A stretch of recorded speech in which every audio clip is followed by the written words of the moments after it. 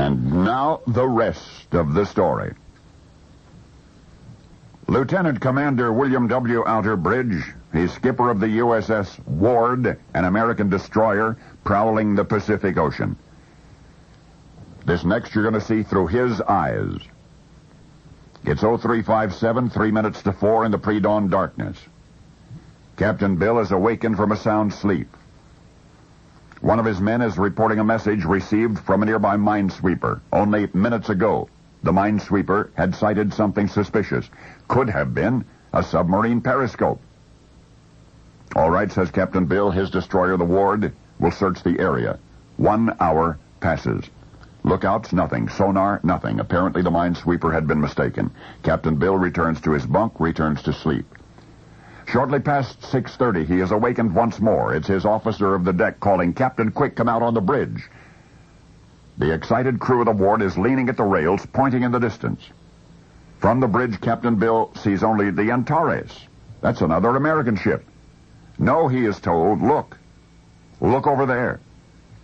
Now Captain Bill squints into the eerie light of early morning.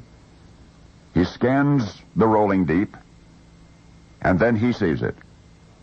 It's a small, silent silhouette trailing the Antares. No doubt about it. It's the conning tower of a Japanese submarine.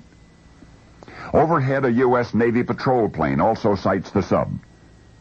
And as the aircraft releases smoke flares to pinpoint the enemy's location, Captain Bill and his destroyer are heading for a showdown. The Ward is only 100 yards from the Japanese sub when she, our destroyer, commences firing. The first shot from the bow gun of the Ward is a clean miss. The second shot is a direct hit right at the base of the submarine's conning tower. The submarine heels over and slows down and begins to sink.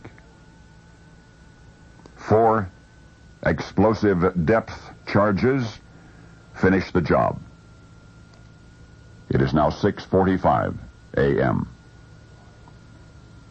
Within 5 minutes, the 14th Naval District will be notified by radio, quote, "We have attacked, fired upon, and dropped depth charges upon submarine operating in defensive sea area." End quote. The communication is acknowledged. I have taken you aboard an American destroyer in the Pacific, the USS Ward, under the command of William W. Outerbridge. And with me you have watched as Captain Bill issued the order to fire upon a Japanese submarine, and the sub did go to the bottom. And the 14th Naval District was notified, and nobody back at headquarters seemed to care. History records that we were forced into war with Japan December 7, 1941 at 7:55 in the morning, the Japanese surprise attack at our base in Pearl Harbor. They, say the history books, fired the first shot. Yet through the eyes of Captain Bill Outerbridge, you have seen what happened at the entrance channel of Pearl Harbor more than an hour before. Now you know the rest of the story.